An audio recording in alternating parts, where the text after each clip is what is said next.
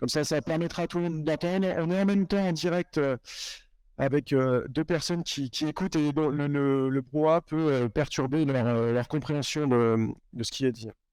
Alors tout d'abord, bonjour à tous. Merci d'être présents aujourd'hui à l'Assemblée nationale pour cet événement exceptionnel des 60 ans du traité de l'Élysée. C'est également les 4 ans, évidemment, du traité d'Aix-la-Chapelle, hein, qui était en hommage au premier traité.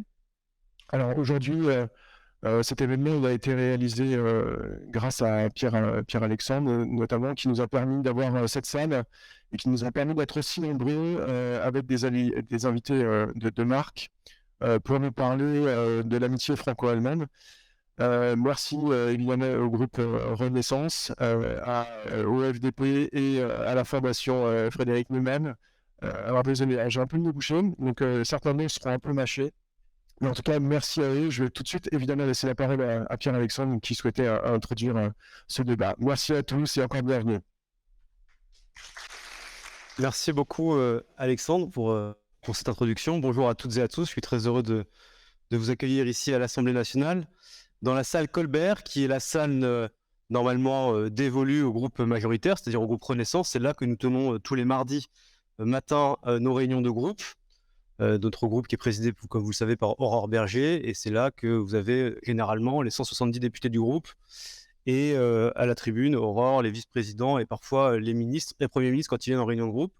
Pour celles et ceux qui ne me connaissent pas, je suis donc Pierre-Alexandre Anglade, je suis député Renaissance, je préside la commission des affaires européennes de l'Assemblée nationale, et donc j'ai le privilège de pouvoir ouvrir cette table ronde. Je vous souhaite à toutes et tous la bienvenue. Je souhaite la bienvenue à nos amis allemands qui ont fait pour certains le déplacement, d'autres qui sont à distance, à nos amis parlementaires européens. Je vois Valérie Hayé à travers l'écran, et puis Sandro Gozzi qui nous rejoindra un petit peu plus tard, et puis des parlementaires nationaux, Brigitte Klinkert, Sylvain Maillard qui seront là un peu plus tard. J'aperçois aussi d'anciens collègues, chère Christine Aignon, qui nous fait le plaisir d'être avec nous aujourd'hui, et je pense que vous allez avoir droit à une très belle après-midi de débat dans un moment important, puisque nous célébrons au fond, et c'est le sens de cet événement, les 60 ans du traité de l'Élysée. Et avec cet événement, quelque part, cher Alexandre, et grâce à votre association, on débute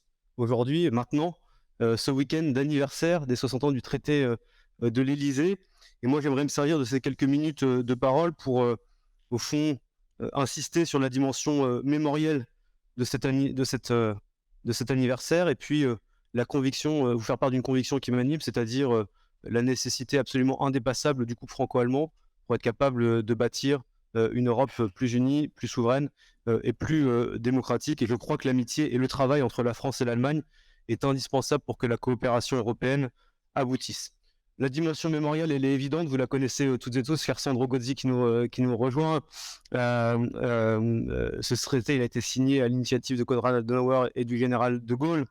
Deux pays qui se voyaient comme des ennemis héréditaires arriver à se réconcilier et à avancer, à construire ensemble le projet européen.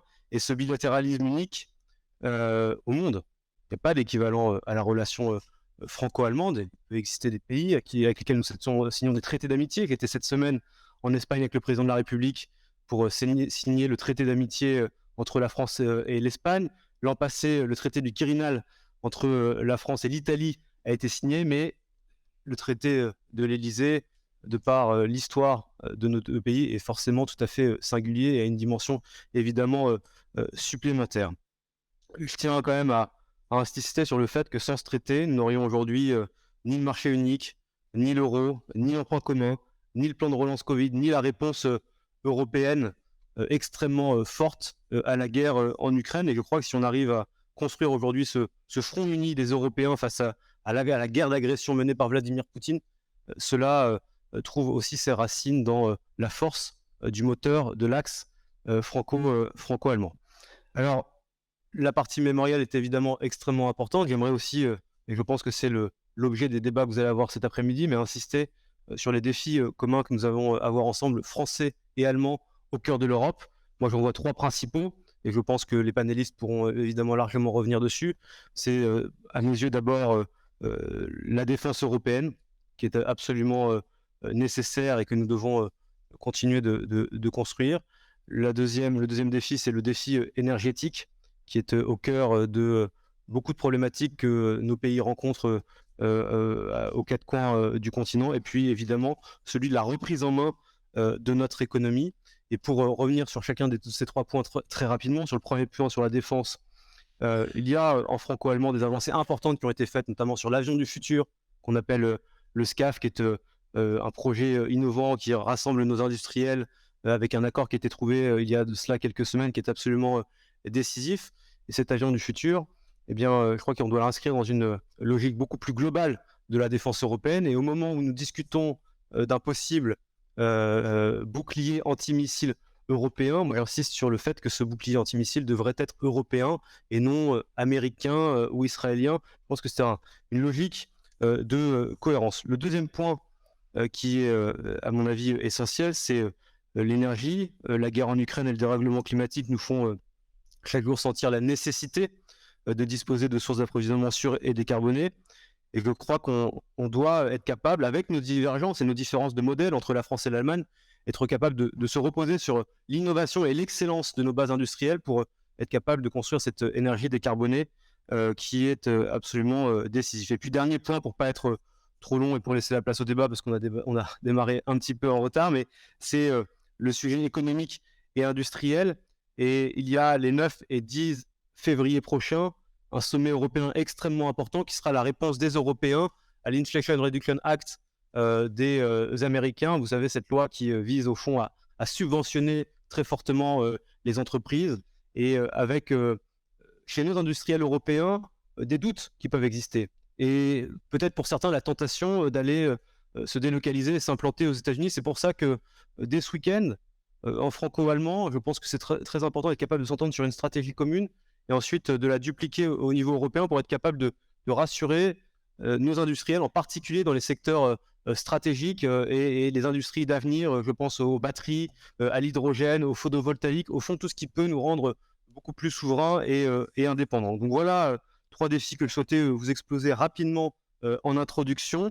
Le sommet de demain doit évidemment y concourir et moi je souhaite que au fond, l'objectif qui doit nous rassembler, c'est l'intensification des relations franco-allemandes, faire en sorte que nous restions ce moteur absolument central en Europe. En tout cas, moi, je souhaite qu'on puisse s'y atteler, tout cela dans l'héritage du traité de l'Élysée, qui, 60 ans plus tard, nous oblige collectivement, parce que nous tous, toutes et tous qui sommes aujourd'hui en responsabilité, en sommes au fond les dépositaires. Voilà, vous pourrez compter sur moi sur ce chemin, et je cède sans plus tarder la parole et je vous souhaite à toutes et tous une très belle après-midi de débat et de discussion. Merci beaucoup. Messieurs les invités, les députés sur place ainsi que joints virtuellement, mesdames et messieurs le public, au nom du FDP Paris qui co-organise cet événement, je vous souhaite toutes et tous la bienvenue. Je remercie au nom du FDP Paris nos invités, les députés du Parti Renaissance et du Parti FDP, ainsi que M. Matzek, d'avoir accepté l'invitation à nos 2 tables rondes afin de marquer les 60 ans du traité de l'Élysée et les 4 ans du traité de l'Aix-la-Chapelle. Et je remercie également le public d'avoir donné suite si nombreux à nos invitations. Avant d'entrer dans le vif des débats autour du rôle et l'avenir du tandem franco-allemand pour l'Europe sous les différents aspects, je veux juste ajouter quelques petits mots au sujet du parti FDP et son entité à Paris. Le parti FDP, Freie Demokratische Partei en allemand, fait actuellement part de la coalition du gouvernement allemand avec 4 ministres fédéraux, la justice, la finance, transport et digitalisation et la culture. Chef du parti est le ministre de la Finance, M. Christian Lindner. D'une manière générale, le parti FDP s'inscrit dans la tradition libérale européenne, ayant une politique plutôt centriste. Elle se considère comme le parti pour l'Europe, s'engageant pour une Union européenne forte et capable d'agir. Dans cette logique, le FDP est membre du parti ALDE, l'Alliance des libéraux et démocrates pour l'Europe, qui défend les valeurs libérales et démocrates et promeut l'intégration européenne, et de la fraction Renew Europe. Le FDP Paris existe depuis 1981 en tant qu'entité du FDP pour ses membres hors Allemagne, ce qui se nomme Auslandsgruppe. En tant que cette entité, elle est présente auprès du Congrès fédéral du parti FDP en Allemagne, Bundesparteitag, ainsi qu'auprès de la direction fédérale du parti, Bundesvorstand. À Paris, notre entité organise des débats franco-allemands, est un lieu d'échange et de rencontres, bien évidemment, pour les membres et invités, et coopère bien évidemment avec ses homologues en France, comme par exemple avec le Relais Paris de Renew Europe ou la Renaissance, en organisant régulièrement des événements comme celui-ci, à cette occasion extraordinaire. Pour finir, je remercie au nom du FDP Paris l'Association pour une Renaissance Europe et bien sûr aussi la Fondation Friedrich Naumann pour l'excellente collaboration dans la mise en place de cet événement. Et vous souhaite maintenant des débats riches en informations et inspiration afin de maintenir et renforcer l'Europe de la liberté, des droits fondamentaux et de la démocratie. Merci pour votre attention.